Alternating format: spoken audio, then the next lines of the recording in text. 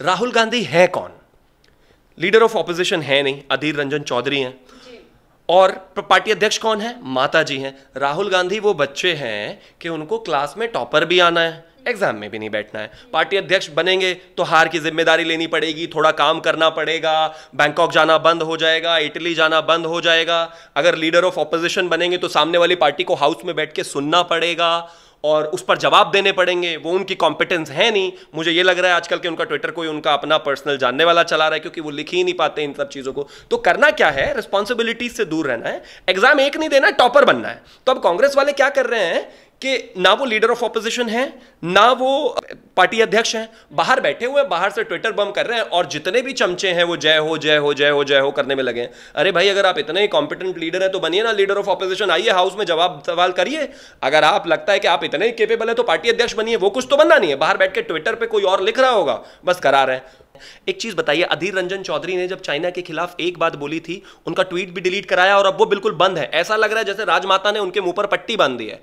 और जो anti India, anti सेना, एंटी देश है, उसको लगातार बोले जा रहे हैं। मुझे लगता है कि ये बिल्कुल क्लियर कट इंस्ट्रक्शंस हैं ऊपर से श्रीमती सोनिया गांधी जी की कि कोई भी इस देश के पक्ष में नहीं बोलेगा, कोई देश के साथ नहीं रहेगा, कोई सेना के साथ नहीं रहेगा। उन्होंने जो कॉन्ट्रैक्ट 2007-2008 में किया था उसी के तहत वो चलेंगे और इस देश की सेना को, जनता को और इस देश की पॉलिटिकल पार्टीज को, सबको गाली देंगे। मुझे लगता है देश अब ये बर्दाश्त नहीं करेगा। अभी तक भी सिखाया, ये 2014 के बाद से देखा है आपने इनका क्या हाल है, आगे भी इनको इसी तरह से सबक सिखाया। अक्साई चीन को 1962 में हमने हारा, काराकोरम पास को हमने 1963 में, तिया पैंगोंग को हमने 2008 में, चाबजी वैली 2008, दूम चेले 2009, डेमजोक 2012, राकिनोला 2013। इतनी जगहों पर लगातार क्रीपिंग करते हुए उन लोगों ने कब्जे किए।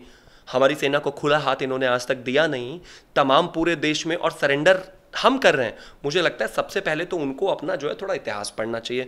और जो आपने कहा कि उन्होंने स्पेलिंग मिस्टेक किया, वो स्पेलिंग मिस्टेक जानबूझ के कुछ नहीं करते हैं राहुल गांधी, उनसे हो जाता है गलती से सब कुछ।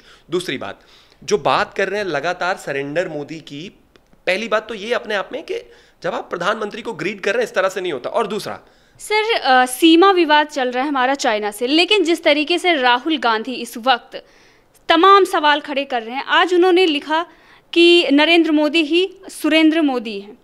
तो जिस तरीके से उन्होंने लिखा सुरेंद्र, वो सरेंडर लिखना चाह रहे होंगे और उसके बाद उन्होंने स्पेलिंग मिस्टेक करी या जानबूझकर लिखा। लेकिन जिस तरीके से वो लगातार चाइनीज़ एजेंट बनकर काम कर रहे हैं, सरकार पर सवाल उठा रहे हैं, यहाँ तक कि प्रदेश के अन्य मुख्यमंत्रियों की बात करें तो इस वक्त वो प्रधानमंत्री मोदी के साथ हैं, कम्युनिस्ट पार्टी और कांग्रेस पार्टी को छोड़ के। तो आप राहुल गांधी को इस पर क्या कहेंगे जो उन्होंने प्रधानमंत्री पर सवाल उठाए हैं? आप भी बीजेपी के ही प्रवक्ता हैं, तो आप इस पर राहुल गांधी के लिए क्या कहेंगे? एक भाषा की मर्यादा होती है किसी भी प्रधानमंत्री के बारे में जब आप बात कर रहे हो, लेकिन मैं उनको कहना चाहता हूं कि सरेंडर मोदी कौन है ये आप देखिए। 1947 में पाकिस्तान दे दिया उनकी दादी के पिताजी ने, और सरेंडर मोदी ये। उसके बाद आपने लद्दाख दे दिया चाइना को उनके पूरे रजीम में, और सरेंडर की बात हमसे कर रहे हैं।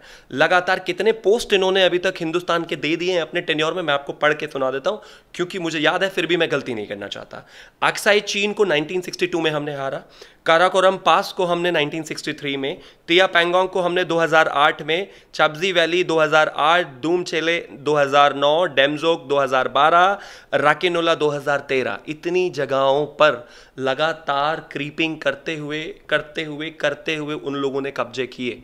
हमारी सेना को खुला हाथ इन्होंने आज तक दिया नहीं, तमाम पूरे देश में, और सरेंडर हम कर रहे हैं। मुझे लगता है सबसे पहले तो उनको अपना जो है थोड़ा इतिहास पढ़ना चाहिए। और जो आपने कहा कि उन्होंने स्पेलिंग मिस्टेक किया, वो स्पेलिंग मिस्टेक जानबूझ के कुछ नहीं करते हैं राहुल गांधी, उनसे हो जाता है गलती से सब कुछ। दूसरी बात, जो बात कर रहे हैं लगातार सरेंडर मोदी की, पहली बात तो ये अपने आप में कि जब आप प्रधानमंत्री को ग्रीट कर रहे हैं इस तरह से नहीं होता। और दूसरा, राहुल गांधी है कौन? लीडर ऑफ ऑपोजिशन है नहीं, अधीर रंजन चौधरी हैं। और पार्टी अध्यक्ष कौन है? माता जी हैं। राहुल गांधी वो बच्चे हैं कि उनको क्लास में टॉपर भी आना है, एग्जाम में भी नहीं बैठना है। पार्टी अध्यक्ष बनेंगे तो हार की जिम्मेदारी लेनी पड़ेगी, थोड़ा काम करना पड़ेगा, बैंकॉक जाना बंद हो जाएगा, इटली जाना बंद हो जाएगा। अगर लीडर ऑफ ऑपोजिशन बनेंगे तो सामने वाली पार्टी को हाउस में बैठ के सुनना पड़ेगा और उस पर जवाब देने पड़ेंगे, वो उनकी कॉम्पिटेंस है नहीं। मुझे ये लग रहा है आजकल के उनका ट्विटर कोई उनका अपना पर्सनल जानने वाला चला रहा है, क्योंकि वो लिख ही नहीं पाते इन सब चीज़ों को। तो करना क्या है, रिस्पॉन्सिबिलिटीज से दूर रहना है, एग्जाम एक नहीं देना, टॉपर बनना है। तो अब कांग्रेस वाले क्या कर रहे हैं कि ना वो लीडर ऑफ ऑपोजिशन है, ना वो पार्टी अध्यक्ष हैं, बाहर बैठे हुए, बाहर से ट्विटर बम कर रहे हैं, और जितने भी चमचे हैं वो जय हो जय हो जय हो जय हो करने में लगे हैं। अरे भाई, अगर आप इतने ही कॉम्पिटेंट लीडर है तो बनिए ना लीडर ऑफ ऑपोजिशन, आइए हाउस में जवाब सवाल करिए। अगर आप लगता है कि आप इतने ही केपेबल है तो पार्टी अध्यक्ष बनिए, वो कुछ तो बनना नहीं है। बाहर बैठ के ट्विटर पर कोई और लिख रहा होगा, बस करा रहे हैं। उनकी कॉम्पिटेंस इतनी ही है, लेकिन खैर इस देश ने उनसे उम्मीद करना बिल्कुल छोड़ दिया है। जिस तरह का उनका एक करियर रहा है, हरकतें रही हैं, चीज़ें रही हैं, हम उनसे ज़्यादा उम्मीद नहीं करते, लेकिन इतना ज़रूर है, इतनी हम उनसे उम्मीद करते हैं 135 साल पुरानी पार्टी होने के नाते, और उस पार्टी के अनडिक्लेयर्ड अध्यक्ष और शहजादे होने के नाते हम उनसे उतनी उम्मीद करते हैं कि कांग्रेस के जो 2-4 वोटर हैं गिने चुने, जो 50 सीटें आपको मिलती हैं, कम से कम उनको तो इतना शर्मसार ना करें, उनको भी शर्म आने लग जाएगी अब। क्योंकि ऐसे माहौल में भी अगर आप सिर्फ चाइना की बात कर रहे हैं और इस तरह की भाषा इस्तेमाल कर रहे हैं लगातार, और मुझे तो एक चीज़ और भी समझ में नहीं आ रही कि इनको ये इंफॉर्मेशन देता कौन है। 2008 में राहुल गांधी और श्रीमती सोनिया गांधी बीजिंग गए थे। बीजिंग जाकर इन्होंने उस समय जो कम्युनिस्ट पार्टी है, शी जिनपिंग, उनसे मुलाकात की थी। उस समय शी जिनपिंग भी जनरल सेक्रेटरी थे अपनी पार्टी के, और कांग्रेस के जो जनरल सेक्रेटरी थे वो राहुल गांधी थे। इन दोनों ने एक कॉन्ट्रैक्ट साइन किया था, दोनों ने, कांग्रेस पार्टी ने और सीपीसी ने मिलकर। कॉन्ट्रैक्ट पर सिग्नेचर है शी जिनपिंग के और राहुल गांधी के। सुपरवाइज किया था उसको श्रीमती सोनिया गांधी ने। आपने कभी दुनिया में सुना है कि एक पार्टी ने, एक देश की एक पार्टी ने दूसरे देश की दूसरी पार्टी से कोई कॉन्ट्रैक्ट किया है? देश देश के बीच में समझौते होते हैं ना, देश और देश आपस में बात करते हैं, देश और देश आपस में संबंध बनाते हैं। ये परिवार संबंध बना, और कैसे बना रहे थे?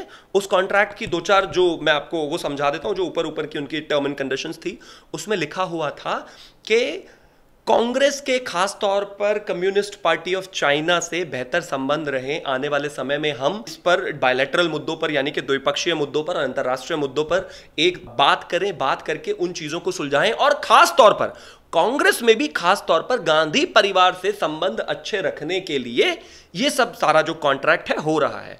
मुझे शक है, और मुझे ऐसा लगता है कि हिंदुस्तान में जो कुछ कहा नहीं फौज ने, सरकार ने कुछ कहा नहीं, और राहुल गांधी ट्विटर पर सबसे पहले कुछ लिख देते हैं। मेरा चार्ज है, मुझे ऐसा लगता है कि कहीं ना कहीं वो इस समय हिंदुस्तान के लिए एक जासूस का काम कर रहे हैं। चाइना से वो इंफॉर्मेशन निकालते हैं, क्योंकि कॉन्ट्रैक्ट 2008 में आपने किया, आप ही वहां पर गए, आप ही शी जिनपिंग से मिले, आप ही उनसे बात कर रहे थे, आप ही उनसे लगातार मिलकर तमाम तरह की चीजें कर रहे थे, आपने कॉन्ट्रैक्ट करके इस देश को बरगलाने की कोशिश की, आप ही उल्टी सीधी इंफॉर्मेशन दे रहे हो देश को। ट्विटर पर बार बार लिखते हो कि वो इतना आगे आ गए, वो इतना आ गए, उन्हें जमीन घेर ली। हिंदुस्तान तो उनको बता नहीं रहा, फौज उनको बता नहीं रही, कैमरा वहां पर चल नहीं रहा। जाहिर है चाइना से ही पूछ रहे हैं ना, मुझे लगता है जासूसी कर रहे हैं। और दूसरा, डोकलाम में जब मेरे देश की सेना लड़ रही थी, वो वहां पर चीनी राजदूत से मिल रहे थे जाकर चाइना में, और आकर कहते थे कि ये देखिए डोकलाम हमने छोड़ दिया, ये कर दिया, वो कर दिया। खैर, डोकलाम में हमारी सेना वहां पर अड़ी रही, और जब पूरी दुनिया ने तारीफ की और हिंदुस्तान की फौज की, तो तब ये अपने आप शांत हुए। बताना भी नहीं चाहते थे, ये नहीं बताना चाहते थे इस देश को कि हम मिलके आए हैं, चुपचाप मिलके आए थे गुपचुप तरीके से, दीदी और भैया।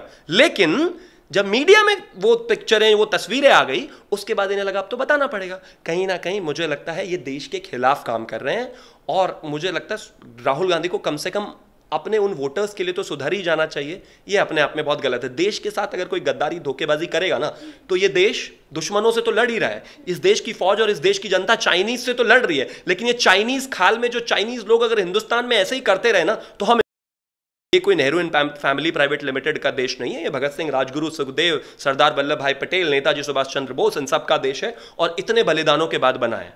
तो जाहिर है अगर ये खानदान और या ये लोग इस तरह से करेंगे, तो कल अगर इनसे भी तो हम यहाँ पर हम देख रहे हैं किस तरीके से चाइना, पहले तो उसने बोला कि हमारे तरफ बहुत हताहत हुए हमारे सैनिक, तमाम तरह की चीज़ें लिख रही थी कि दुनिया में दिखाने के लिए कि वो मासूम है, और आरोप भारत पर लगा रहे थे। लेकिन किस तरीके से चाइना प्रोपेगेंडा चला रही है, और तमाम तरह के ट्विटर हैंडल से ये कहा जा रहा है कि चाइना के सैनिक हताहत नहीं हुए, कोई मारा नहीं गया। और वहीं पर शशि थरूर एक ऐसे ट्वीट को लाइक करते हैं जिसमें ये कहा गया है कि चाइना के कोई भी सैनिक हताहत नहीं हुआ है।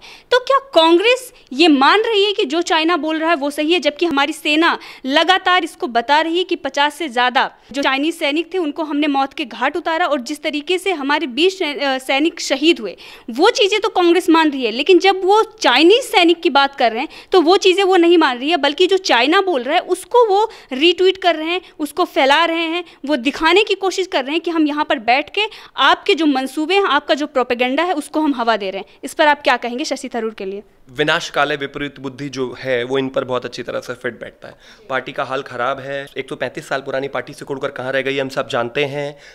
इस देश एक ऐसी संकट से गुजर रहा है जहाँ पर जो है लगातार हमारी सेना एकदम अड़ेग हमारे लिए खड़ी हुई है। मैं आपसे बात कर रहा हूं इसलिए क्योंकि मेरी सेना वहां पर खड़ी हुई है, नहीं तो मैं शायद इस बात करने की स्थिति में नहीं होता। और इनका भी यही हाल है, इनकी भी रक्षा सेना ही कर रही है, लेकिन इनको लगता नहीं। इतने तमाम चीज़ें होने के बावजूद भी इस तरह की बयानबाजी करना और इस तरह की चीज़ें करना अपने आप में घातक है। एक तो आपने सबसे बड़ा नुकसान यही करके बैठा हुआ है कि एक बुद्धू इंसान को, जो शहजादे हैं, उनको अनऑफिशियल पार्टी अध्यक्ष बनाया हुआ है। चलो वो कम है कि उसके ऊपर शशि थरूर भी यही बातें करते हैं।